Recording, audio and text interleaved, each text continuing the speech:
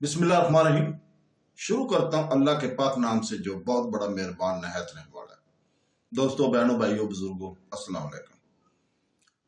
आज हम अंबिया और अजीम मजहबी शख्सियात के मोजज़ात और वाक़यात की इस सिलसिलावार वीडियो में हम एक दिल को छू लेने वाला वाक़या बयान कर रहे हैं, जिसका मौजू है कि हज़रत इलियास अलैहिस्सलाम ने बनी इसराइल को दोबारा तौहीद की तरफ रहनुमाई करने के लिए मोजज़ात के मुजाहरा किया था।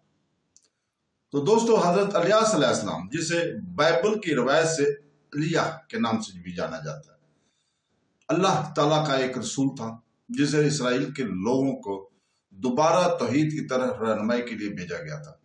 इसके ज़माने में बनी इसराइल बुत परस्ती में पड़ गए थे।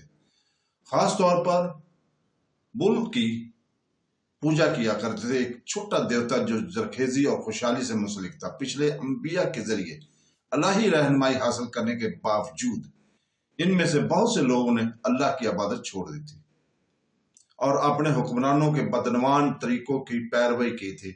सूरह सफ़ात में हजरत इलियास अलैहिस्सलाम के मिशन को बयान करती है, अपने लोगों को एक हकीकी खुदा की इबादत की तरफ वापस बुलाने के लिए इनके अटल अज़म पर जोर देती है।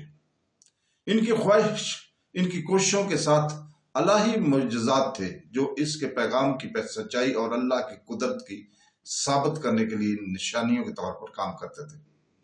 हजरत इलियास अलैहिस्सलाम हुक्मरान अशराफिया की तरफ से फैलाई जाने वाली बदअनवानी और बुत परस्ती के खिलाफ खड़े हुए।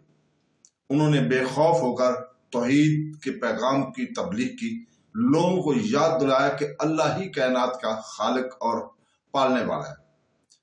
तो दोस्तों, सूरह सफ़ात आयत नंबर 125 और 126 में अल्लाह ताला फरमाता है, अपने अल्फाज के हवाला देते हुए, क्या तुम बुल को पुकारते हो और सबसे बेहतरीन खालिक यानी अल्लाह तुम्हारा रब और तुम्हारे आबा व अजदाद का रब छोड़ते हो।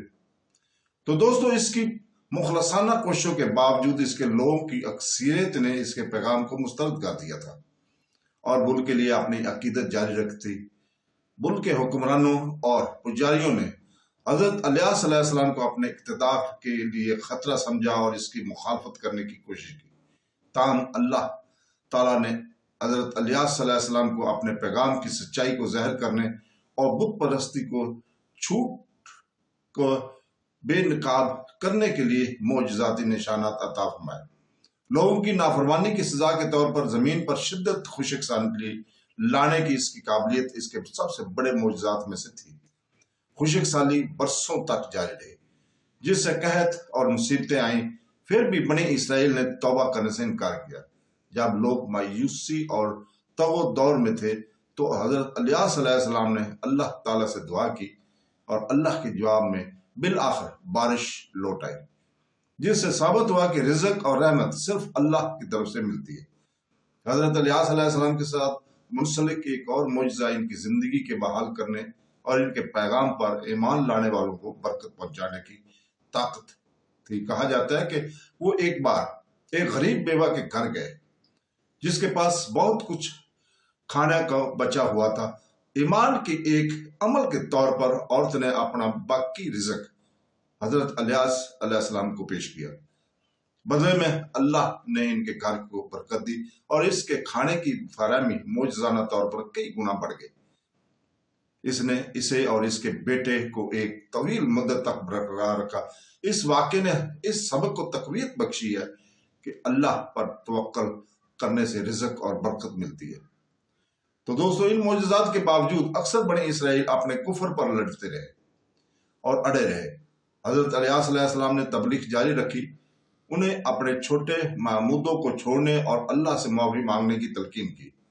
आखिरकार नेक मोमिनीन के एक छोटे से ग्रोह ने इसकी दावत को कबूल किया। जैसा कि सूरह अल सफ़ात आयत नंबर 128 और 129 में मज़कूर है कि अल्लाह ताला फरमाता है, लेकिन उन्होंने इसकी तकलीफ की इसलिए कि वो यकीनन अजाब में उसके सिवाय अल्लाह के बरगज़िदा बंदों की ये आयत इस बात की इशारत करती है कि जबकि अक्सरियत ने حق کا انکار کیا تھا، لیکن انفرادی طور پر ان کی پیروی کی گئی تھی اور چند ایک پیروی کی گئی تھی۔ ان کی کہتی ہے کہانی اللہ کے پیغام کو پہنچانے میں انبیاء کو درپیش جدوجہد کی طاقتور یاد دہانی کے طور پر کام کرتی ہے۔ دوسرے بہت سے انبیاء کی طرف ان نے بھی مخالفت، دھمکیوں اور رد کو برداشت کیا، پھر بھی اپنے مشن پر ثابت قدم رہے۔